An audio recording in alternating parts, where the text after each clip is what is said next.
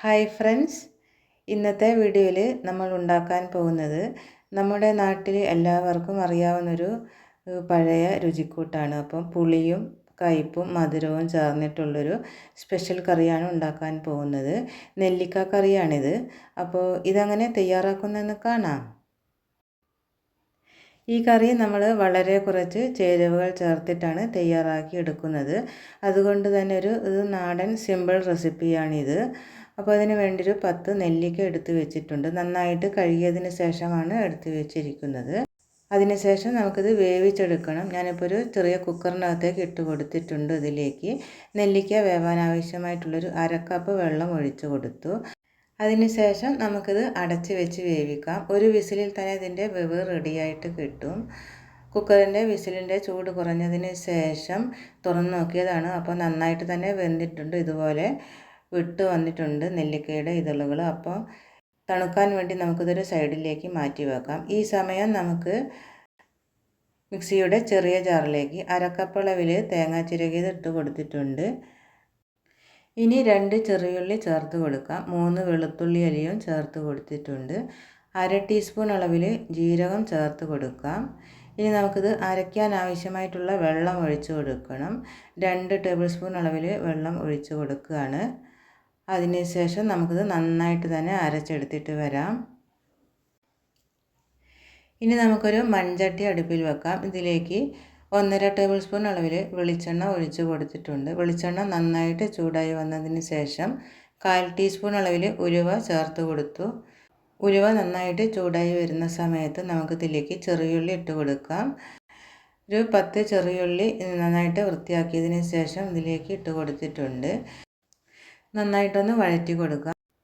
അതിനുശേഷം നമുക്കിതിലേക്ക് പച്ചമുളക് ചേർത്ത് കൊടുക്കണം. 5 ചെറിയ കാന്താരി മുളകാണ് ഇപ്പോൾ ചതച്ചതിന് ശേഷം ചേർത്ത് കൊടുത്തിട്ടുള്ളത്. ഇനി നമുക്ക് 3 അല്ലി വെളുത്തുള്ളി ചതച്ചതിന് ശേഷം ചേർത്ത് കൊടുത്തു. ഒരു ചെറിയ പീസ് ഇഞ്ചി ചെറുതായി അരിഞ്ഞതിന് ശേഷം ചേർത്ത് കൊടുത്തു. നമ്മളിതിൽ ചേർത്തിട്ടുള്ള ചെറിയുള്ളിയും പച്ചമുളകും ഇഞ്ചിയും വെളുത്തുള്ളി അല്ലിയും എല്ലാം നന്നായിട്ട് തന്നെ മൂത്തിട്ട് വരണം. അതുവരെ നമുക്കിതൊന്ന് ഇളക്കി കൊടുക്കാം. അപ്പോൾ നന്നായിട്ട് തന്നെ മൂത്ത് വന്നിട്ടുണ്ട്.